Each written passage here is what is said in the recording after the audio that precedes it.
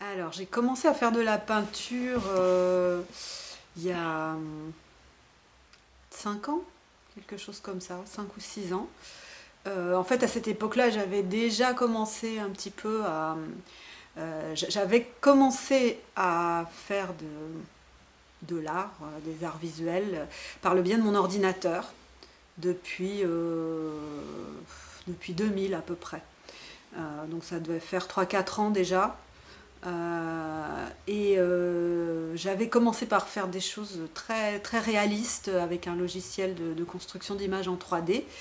Et puis j'avais quand même un petit peu envie de m'essayer à l'abstrait et ça me faisait très peur, j'y arrivais pas quoi. Donc, alors je faisais ce que tout le monde disait qu'il fallait faire, c'est-à-dire je me disais il faudrait que j'apprenne d'abord à faire du, euh, du figuratif, quand une fois qu'on a bien maîtrisé toutes les techniques, à ce moment-là, on peut passer à l'étape suivante qui est celle de l'abstrait. Et ça marchait pas du tout parce que le figuratif, ça me gonfle. En fait, j'ai pas envie de représenter quelque chose. Ou en tout cas de recopier quelque chose, l'impression d'avoir de copier quelque chose, ça m'ennuie profondément. Puis du coup, j'ai l'impression que c'est pas moi qui fais la peinture, quoi. Donc c'est pas ce qui me convient. Mais j'avais toujours très peur de faire de l'abstrait. Alors j'allais dans des cours, j'achetais des livres, je suivais des instructions sur internet, et puis j'étais de plus en plus paralysée et je suis arrivée à un moment où je savais vraiment plus quoi faire. Et c'est là que je suis arrivée dans ton atelier, que j'avais trouvé sur internet aussi, après en avoir essayé un ou deux autres. Donc je suis arrivée, tu m'as demandé de résumer un peu ce que j'avais fait jusqu'ici, donc j'ai essayé de résumer un peu. Tu t'es rendu compte immédiatement que je faisais pas d'abstrait, donc tu m'as dit mais vous êtes au courant qu'ici on fait de l'abstrait, ça vous gêne pas? Et moi, pleine d'honnêteté, je dis oh non non, ça me gêne pas, mais je sais pas comment faire. Je sais pas comment faire de l'abstrait. Et là, tu m'as dit, bah, c'est très simple, vous prenez un pinceau, de la peinture, et vous commencez à peindre. Et effectivement, c'est ce que j'ai fait, je ne me suis pas arrêtée pendant 2 heures. Et au bout de 2 heures, j'avais fait, je sais pas, 10 peintures abstraites. Et je m'étais bien amusée en plus. C'était la première fois.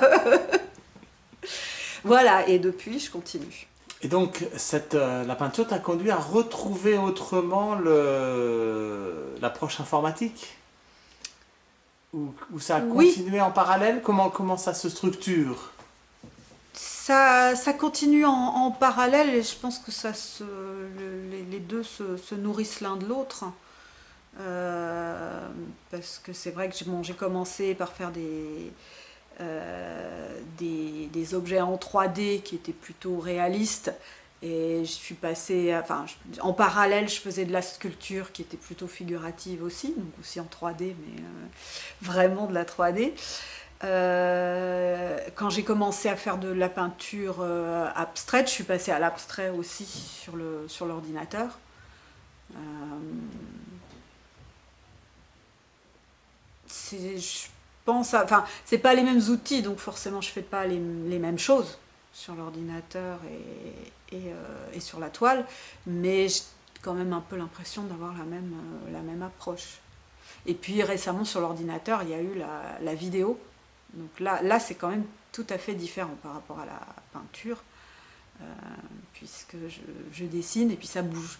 Enfin, je dessine, l'ordinateur me filme en train de dessiner, dans un sens, ou filme mon dessin en train de se créer. Euh, mais là aussi, il y a quand même un parallèle ou un écho par rapport à la peinture, parce que dans une peinture, il y a aussi, ça ne se voit pas quand on voit le produit fini, mais il y a des tas de peintures qui apparaissent, qui disparaissent, qui sont effacées, qu'on aperçoit un peu par transparence quand, quand les autres couches ont été mises par-dessus. Donc la vidéo, c'est la même chose, sauf que ça me permet d'étaler un petit peu et qu'on voit le processus de la peinture d'un bout à l'autre. C'est terrible parce qu'il y a toute cette image autour de l'abstrait qui est complètement contraire à la réalité, qui est que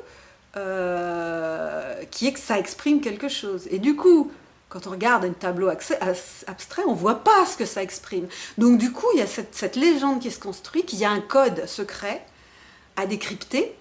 Alors déjà, là, je parle en tant que spectateur, quoi. J'ai beaucoup de gens, quand les gens regardent mes peintures, ou quand les gens regardent des peintures abstraites en général, un des commentaires qu'on entend le plus souvent, c'est « j'y comprends rien ».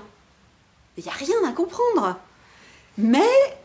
Et alors non seulement le spectateur, déjà, il est intimidé parce qu'il pense qu'il a quelque chose à comprendre, mais alors pour l'artiste, c'est encore pire, parce qu'il faut qu'on est censé avoir le code, avoir construit tout le message.